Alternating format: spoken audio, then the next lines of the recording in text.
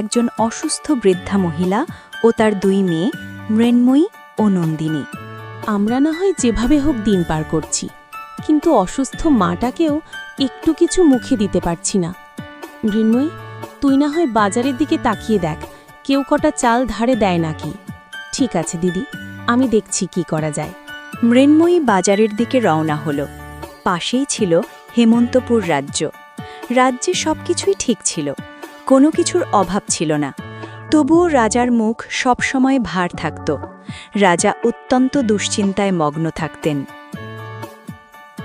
মহারাজ, আপনি এখানে বসে আছেন অবেলায়? আপনার কি শরীর খারাপ?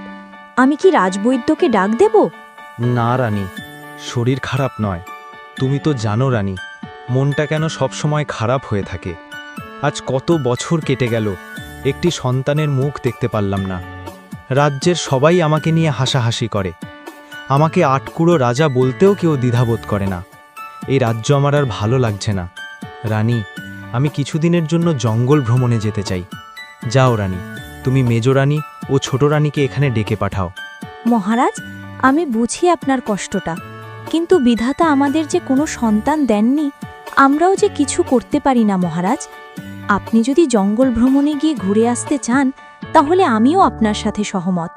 আমি এক্ষুনি মেজরানী ও ছোট রানীকে ডেকে নিয়ে আসছি।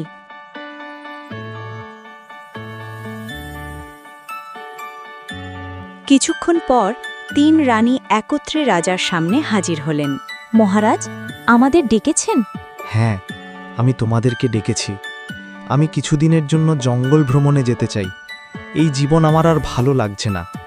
3টে বিয়ে করেও আমি সন্তানের পিতা হতে পারিনি। এই রাজ্যের কোলাহল আর ভালো লাগছে না। তাই আমি সিদ্ধান্ত নিয়েছি কিছুদিন বাইরে কাটিয়ে আসব। এদিকটা ঠিকভাবে সামলে নিও। এই বলে রাজা জঙ্গল ভ্রমণের উদ্দেশ্যে রওনা হলেন। ওদিকে মৃন্ময়ী বাজারে গিয়ে মানুষের দ্বারে দ্বারে ঘুরছিল।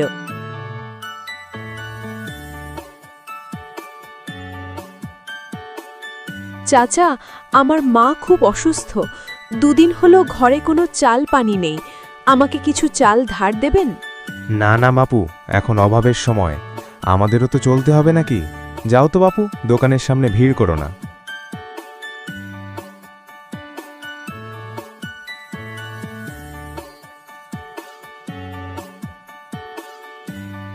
রাজা জঙ্গলের মধ্য দিয়ে হাঁটতে হাঁটতে একটি গ্রামের পাশের বড় বটগাছের নিচে এসে বিশ্রাম নেন।